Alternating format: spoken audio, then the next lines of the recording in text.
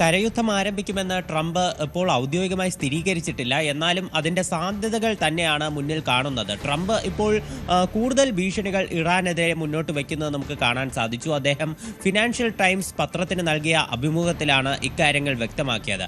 അതിൽ അദ്ദേഹം എടുത്തു പറയുന്ന എല്ലാവരും ശ്രദ്ധിച്ച ഒരു കാര്യമെന്ന് പറയുന്നത് ഇറാനിലെ ക്രൂഡ് ഓയിൽ യുഎസിന്റെ നിയന്ത്രണത്തിൽ കൊണ്ടുവരുമെന്നാണ്. അതായത് വെനസ്വേലയ്ക്ക് സമാനമായി ഈ ഇറാനുള്ളിലെ ക്രൂഡ് ഓയിൽ എക്സ്പോർട്ടും അതുപോലെ മറ്റ് വിതരണ ശൃംഖലയും എല്ലാം യുഎസിന്റെ നിയന്ത്രണത്തിൽ കൊണ്ടുവന്നുകൊണ്ട് ഇത് യുഎസിനൊരു നേട്ടമാക്കി മാറ്റാൻ തന്നെയാണ് തന്റെ ശ്രമം എന്നാണ് ട്രംപ് നിലവിൽ ഈ ഫിനാൻഷ്യൽ ടൈംസിന് നൽകിയ അഭിമുഖത്തിൽ വ്യക്തമാക്കുന്നത്. എന്നാൽ ന്യൂയോർക്കിലുള്ള പലരും തന്നോട് ഇത് എന്തിനാണ് എന്ന് ചോദിക്കുന്നുണ്ട്.